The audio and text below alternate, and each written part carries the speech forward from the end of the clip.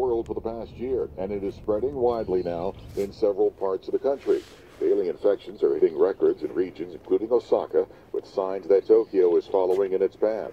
Officials said the government plans to reimpose restrictions on areas around Tokyo in an attempt to contain the latest surge. Japan's worsening outlook and its slow pace of vaccinations has prompted questions about the feasibility of holding the Olympics in July. Japan just began vaccinating people aged 65 and older for the public. DraftKings is an official sports betting partner of the NFL. Analysts, including those from Oppenheimer, see it as a sign that consumer adoption and in-game wagering should accelerate. And that's a Bloomberg Business of Sports report. I'm Michael Barr. What's the true value of your custodial relationship? Ben Harrison of BNY Mellon's Pershing explains. As sophisticated investors demand more from their advisors, advisory firms, in turn, need to rely on their custodian to help them grow their complex businesses. At BNY Mellon's Pershing, supporting the rapid growth of RIAs is our #1 priority. We understand what it means to deliver true value to our clients who are looking for a custodian that is aligned with their best interest and delivers high-value solutions, all in an open architecture environment with flexibility, choice, and transparency. Learn why so many of the largest advisory firms turn to us for the financial strength, resiliency, and high-touch service that BNY Mellon Pershing provides. When you work with Pershing, we put your business first. Can your custodian say that? Learn more at Pershing.com or call 800-445-4467. Pershing Advisor Solutions, LLC. Member FINRA SIPC. This is Daniel Blazer. I'm a trustee of the Jewish Communal Fund and chair of the Special Gifts Committee. Back in March, when the world came to a grinding halt with the coronavirus crisis, I turned to the Jewish Communal Fund to make grants to charities that were important to me. Our community of fund holders responded generously, and so did JCF.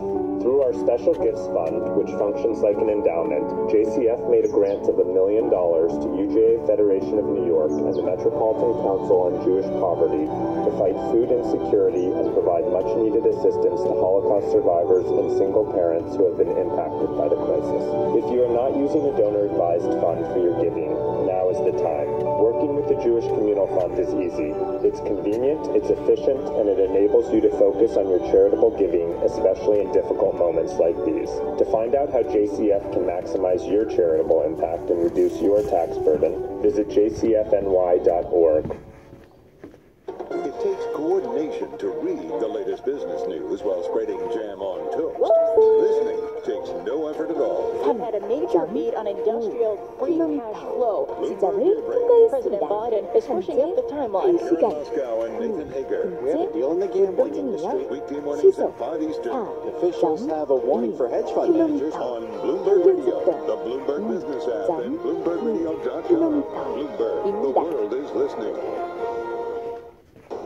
Half of adults in the United States have received at least one dose of a coronavirus vaccine. The Centers for Disease Control reports more than 128 million Americans have gotten a shot, with 82 million fully vaccinated. The U.S. paused rollout of the one-shot Johnson & Johnson vaccine because of 6 reported cases of blood clots. CDC Director Rachel Walensky says an advisory panel will meet next week to discuss whether the pause should continue. Global COVID-19 deaths have now surpassed 3 million. The Consumer Product Safety Commission issues an urgent warning for Peloton's Tread Plus users to stop using the machine after the death of a child. The agency says it's aware of almost 40 accidents involving the treadmill, including multiple reports of children becoming trapped, pinned, and pulled under the device. That's the latest. I'm Cameron Fairchild. And I'm Susanna Palmer in the Bloomberg Newsroom. Johnson & Johnson's vaccine, only available since March, remains on hold while cases of blood clots are investigated to see if that vaccine caused the complications. A CDC advisory committee is set to meet next week to report on continued use. Dr. Amish Adolja, a senior scholar at the Johns Hopkins Center for Health Security, says he thinks the Johnson & Johnson shot will be back, but people will be wary because they will only remember the negative headlines. It would have been better to do all of this without the pause and really just blanket the public with information about this, talk to healthcare providers about this rare complication and how to recognize, diagnose, and treat it without this kind of blanket pause, which I think is going to have cascading negative impact. Adalja says we can't afford to have this kind of vaccine hesitancy. Ant Group is exploring ways for founder Jack Ma to sell his stake and give up control of the Chinese finance technology company. This as a means to ease pressure from the country's regulators. That, according to Reuters, citing people familiar with the matter. The Chinese government has been squeezing Ma's internet empire as part of an effort to get a firm grip on the country's technology industry. Website hosting service Squarespace publicly confirmed its plans to go through with a direct listing. Bloomberg's Charlie Pellet reports. Squarespace spelled out its plans in a filing in which it also disclosed details of its finances, including 28% growth in revenue last year. The filing confirmed an earlier Bloomberg News report that Squarespace would follow a handful of other technology-based companies, most recently cryptocurrency exchange Coinbase Global, in choosing a direct listing rather than a from the IPO. Charlie Pellet, Bloomberg. Global news, 24 hours a day on air and on Bloomberg Quick Take, powered by more than 2,700 journalists and analysts in more than 120 countries. I'm Susanna Palmer. This is Bloomberg. This is Bloomberg Law with June Grosso from Bloomberg Radio. At a Harvard Law School event last week, Justice Stephen Breyer spoke out against liberal calls to add justices to the Supreme Court, saying that step could undermine public trust that the court is guided by legal principles, not politics. I hope and expect that the court will retain its authority, but that authority, like the rule of law, depends on trust. A trust that the court is guided by legal principle, not politics. Structural alteration motivated by the perception of political influence can only feed that latter perception. I've been talking to Professor Neil Kinkoff of the Georgia State University College of Law. So, Neil, Justice Breyer painted this ominous picture of court packing. So I think it's not at all surprising that current members of the court don't love the idea.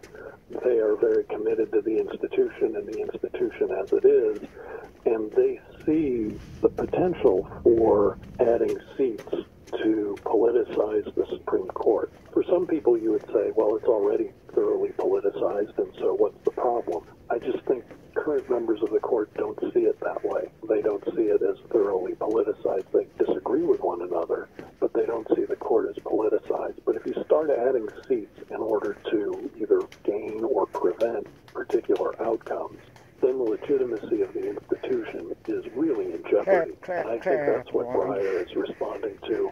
I think Justice Ginsburg took the same position before her death. I think Justice Roberts, others in the conservative camp, see that. And so I think there would be broad opposition among members of the current Supreme Court to adding seats. Breyer also rejected the characterization of the Supreme Court as conservative now, even though legal experts widely describe a 6-3 conservative majority on the court.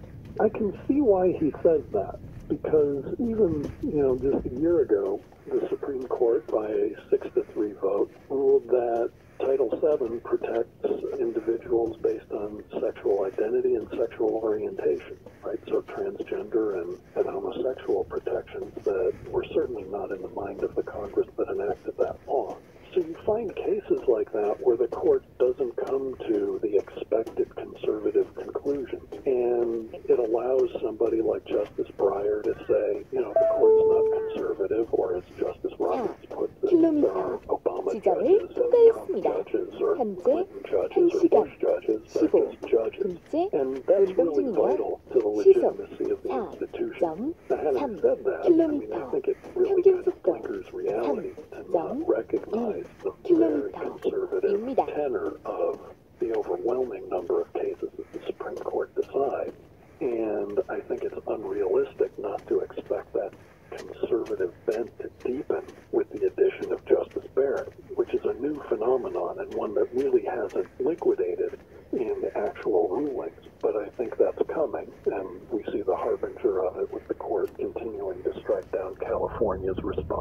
remove it on religious freedom grounds. When Justice Ginsburg died, Breyer became the leader of the minority on the court. So how can he not acknowledge that there's some sort of split?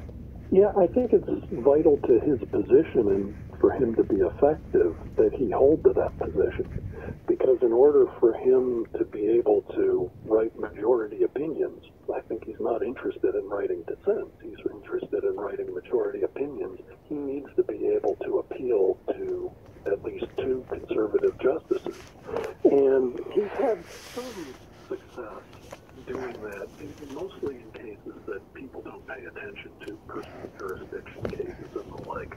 But in order for him to be able to do that, he needs to be on record that he doesn't regard the court as conservative, but rather as sort of doing its best to figure out what the law requires. And as long as that's the position that he's taking, he can appeal to justices like Gorsuch or Alito or Kavanaugh to see things differently than their colleagues in a particular case.